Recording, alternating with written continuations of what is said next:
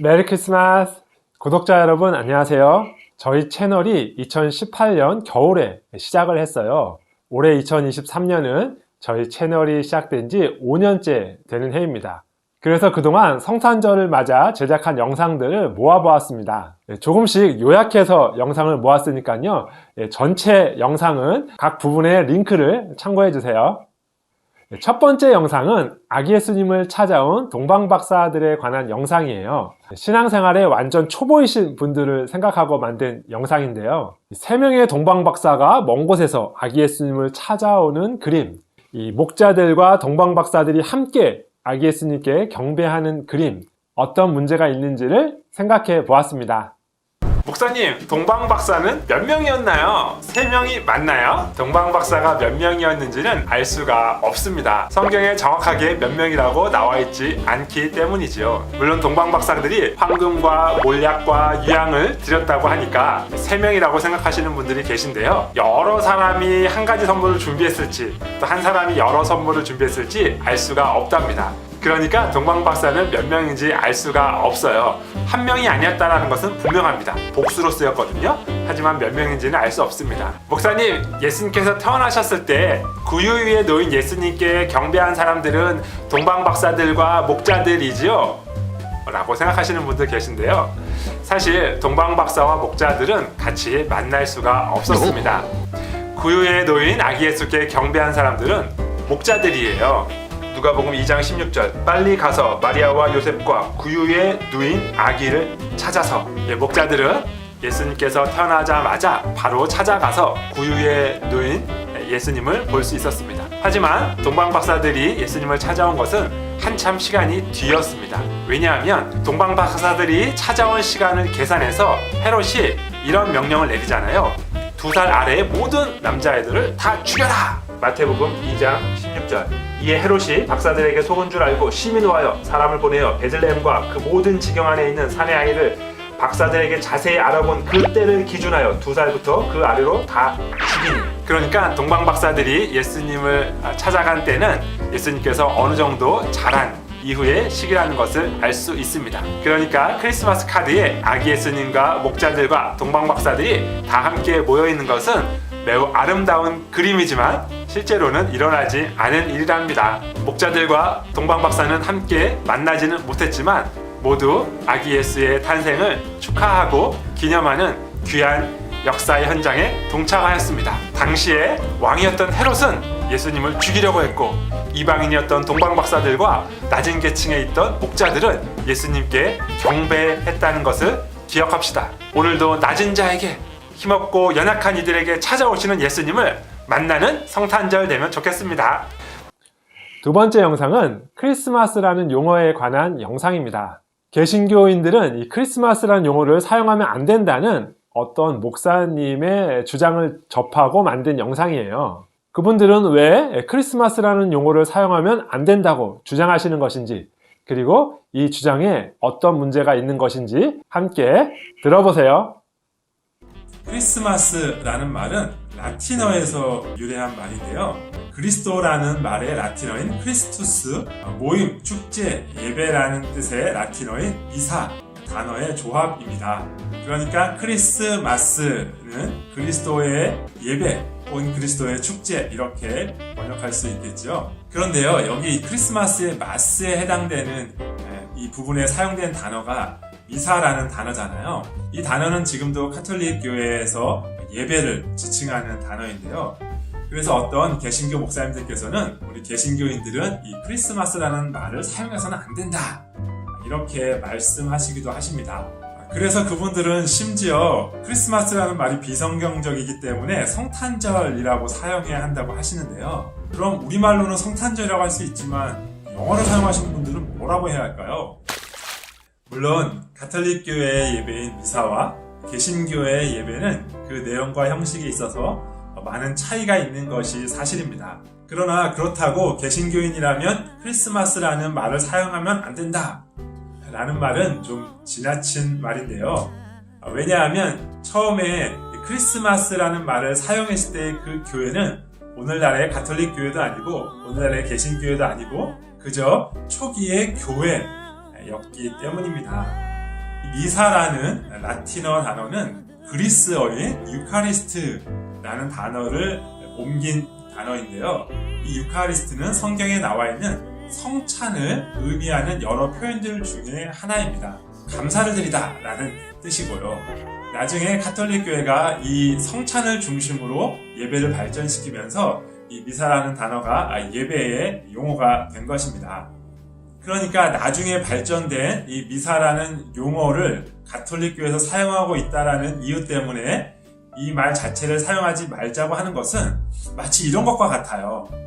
새하늘과 새 땅, 신천지죠. 요한계시록에 나오는 우리가 거하게 될 영원한 천국, 새하늘과 새 땅으로 묘사하고 있는데요. 이 말을 신천지가 사용하고 있으니 이 말을 쓰지 말자. 이 말을 쓰는 것 자체가 비성경적이다. 이렇게 주장한 것과 같습니다. 그러니까 우리는 부담 없이 크리스마스라는 말을 사용해도 좋겠습니다. 세 번째 영상은 크리스마스의 날짜에 관한 영상입니다. 신앙생활을 조금이라도 오래 해본 분들이시라면 12월 25일 이 날이 예수님께서 태어난 날이라고 확신할 수 없다는 사실은 잘 알고 계실 텐데요. 그런데 왜 우리는 12월 25일을 예수님의 생일로 기념하는 것일까요? 날짜 자체가 중요한 것은 아니라는 사실을 전제로 왜 이 날을 정하게 되었는지 대표적인 이론들을 살펴보겠습니다. 먼저 확실히 잘못된 주장부터 알려드릴게요. 인터넷에 보면 이런 주장들이 있어요. 기독교를 공인한 황제, 콘스탄티누스 황제이죠. 이 황제가 태양신의 축제일이었던 12월 25일을 기독교의 축제, 그러니까 크리스마스로 바꿔서 기념하게 만들었다라는 주장들이 있습니다. 그런데 이것은 사실이 아닙니다. 콘스탄티누스는 313년에 밀라노 칙령을 통해서 기독교를 인정하고 그리고 337년에 죽었어요. 그런데 기록에 의하면 콘스탄티누스가 죽은 뒤 AD 380년이 되어서야 콘스탄티누스가 정한 수도인 콘스탄티노플에 크리스마스가 도입되었다라는 기록이 있습니다. 본인이 크리스마스의 날짜를 정하고 자신이 정한 수도에서 그 크리스마스를 기념하지도 않았다라면 아주 이상한 일이겠죠. 그렇다면 콘스탄티누스가 정한 것이 아니라면 12월 25일은 어떻게 예수님의 생일이 되었을까요? 여기에는 크게 세 가지 이론이 있습니다. 첫 번째 이론은 종교사적 이론이에요. 다른 종교와의 비교를 통해서 그 이유를 추적해보자 라는 것인데요. 가만히 보니 로마에 이 동지날을 이 태양신의 축제로 섬겼던 축제가 있었다라는 것을 발견한 것이죠.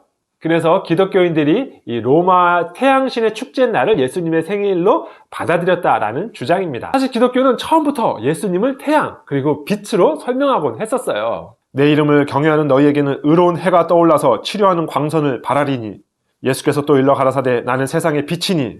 사실 시간적으로 보면 로마 축제의 첫 번째 기록과 예수님 탄생일의 첫 번째 기록의 시간 차이가 그렇게 크지 않아요. 어쩌면 로마 축제가 기독교 정신을 보고 따라했을 수도 있어요. 그러니 우리는 이 기록만으로는 서로의 인과관계 정확히 알 수가 없습니다. 두 번째 이론은 계산 이론이에요. 계산을 해보니 12월 25일이 나오더라 라는 주장이죠. 랍비 전통에는 이 완전 수명이라는 개념이 있었어요. 하나님의 선지자들은 이 완전한 수명을 살았다라는 것인데요. 태어난 날과 같은 날에 죽으면 그것이 완전한 삶을 살았다라고 이해했다고 해요. 이 전통에 따라서 초대교인들도 예수님께서 완전한 삶을 사셨다라고 믿었다라는 이론인데요. 예수님께서 십자가에 달리신 날을 3월 25일이라고 계산했습니다. 예수님께서 완전한 삶을 사시려면 바로 그날 수태고지가 있어야 했고 그로부터 9개월이 지난 후인 12월 25일 예수님께서 태어나셨다라는 이론이에요. 자, 여기 세 번째 이론이 있습니다. 이 세 번째 이론은 특별히 학문적으로 이름 붙여진 이론은 아닌데요. 왜 예수님께서 12월 25일 날 태어났다고 믿었는지 다른 이론으로 설명이 안 된다라는 것에 근거한 것인데요. 예수님의 생일을 특별히 기념하지 않았던 초대교회를 지나서 4세기를 전후해서 수많은 교부들이 예수님의 생일을 12월 25일로 믿고 기록한 글들이 많이 있다라는 거예요. 왜 이 교부들은 이날을 예수님의 탄생일로 생각했을까? 다른 이론들로 설명이 되지 않는다면 설명할 수 있는 유일한 단 하나의 근거는 바로 처음부터 그날이 예수님의 탄신일로 전해져 내려왔다라는 주장입니다. 자, 지금까지 우리가 12월 25일을 성탄절로 기념하게 된 세 가지 이론들을 살펴보았습니다. 어느 쪽 이론을 택하든지 간에 중요한 것은 우리가 성탄절을 기념하는 이유는 그 날짜 자체가 중요하기 때문은 아니라는 것이에요. 우리에게 중요한 것은 예수님께서 이 땅에 오셨다라는 사실이 중요하죠. 그리고 그날을 더 깊이 묵상하기를 원한다는 것입니다. 이 일을 위해서 우리는 좀 더 가능성이 높은 날을 찾아서 그 날짜가 아니라 예수님께서 이 땅에 오신 그 사실을 기념하고 묵상하고 감사한다라는 것입니다. 마지막 영상은 크리스마스의 의미를 깊이 묵상하기 위해 꼭 생각해 보아야 할 내용입니다. 우리는 날짜보다 예수님께서 이 땅에 오셨다는 그 사실 자체가 훨씬 중요하다고 배웠는데요. 단어 자체의 의미를 묵상하는 것도 크리스마스의 의미를 되새기는데 큰 역할을 하죠. 우리 예수님을 설명하는 단어인 구원자라는 단어와 함께 구속자라는 단어도 꼭 기억하고 사용해야 할 이유 함께 들어보세요. 우리 기독교 신앙의 선배들이 우리가 믿는 바를 잘 정리해 놓은 신앙고백서나 교리문답서를 보면 예수님을 구원자라는 명칭으로 부르기보다 구속자라는 명칭으로 부르기를 선호합니다. 하나님께서 선택하신 이의 구속자가 누구입니까? 그리스도가 우리의 구속자로서 하시는 직무가 무엇입니까? 구원자라는 말은 익숙하지만 구속자라는 말은 낯설지 않나요? 도대체 왜 우리 신앙의 선배들은 구원자라는 말보다 구속자라는 말로 예수님을 표현하기를 선호한 것일까요? 교회 용어 사전에서는 구속이라는 단어를 이렇게 정의합니다. 대가를 지불하고 소유권을 회복하거나 자유와 구원을 얻는 일. 구약 성경에는 이렇게 대가를 지불하고 다른 사람을 구원하는 사람을 가리키는 용어가 있는데요. 바로 고엘이라는 단어입니다. 구약에서 이 고엘이라는 사람은 이 가난한 친척의 땅을 다시 사주어야 했고, 혹 자녀가 없이 죽은 친족의 경우에는 그 미망인과 결혼해 주어서 대를 잇게 해주어야 했습니다. 우리가 잘 아는 룻기의 보아스가 바로 룻의 이 고엘이 되어주었죠. 그런데 이렇게 고엘이 되어주는 사람은 그 역할을 감당하기 위하여 감수해야 하는 손해가 이만저만이 아니었어요. 그래서 보아스가 룻의 고엘이 되어주려고 할 때 보아스보다 더 가까운 룻의 친척이어서 이 고엘을 수행할 우선권이 있는 사람에게 네가 고엘이 되어주겠느냐 라고 물으니까 그 사람이 이렇게 대답하죠. 그 기업 물을 자가 이르되 나는 내 기업에 손해가 있을까 하여 나를 위하여 물으지 못하노니. 이 사람은 자기에게 손해가 있을 것이기 때문에 이 고엘의 역할을 수행하지 않겠다고 합니다. 그러니까 고엘, 이 구속자는 이러한 손해를 기꺼이 감수하면서 상대방을 구원해 주는 사람을 가리킵니다. 예수님을 구원자로 부르는 거 당연히 맞는 말이죠. 하지만 우리 신앙의 선배들이 예수님을 구속자로 부르기를 선호한 이유는 바로 이렇게 예수님께서 대가를 치르셨다라는 사실을 강조하기 위해서였습니다. 구원자라는 개념을 생각해보면 자신의 희생이 없이도 얼마든지 구원할 수 있는 사람이 떠오르죠. 예를 들어 누군가 물에 빠져 죽어가고 있을 때에 배 위에 탄 사람이 손을 뻗어서 그 사람을 구해줄 수 있어요. 자신이 어떠한 손해를 감수하지 않고도 말이죠. 하지만 구속자는 대가를 지불하는 사람입니다.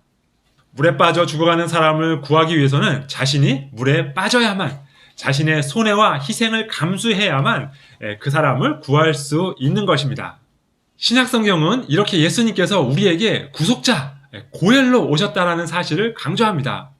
바로 예수님께서 자신의 피를 대가로 지불했기 때문에 우리가 구원을 얻었다는 사실을 강조하는 것이죠.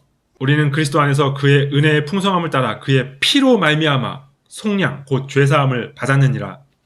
오직 흠없고 점없는 어린 양 같은 그리스도의 보배로운 피로 된 것이니라.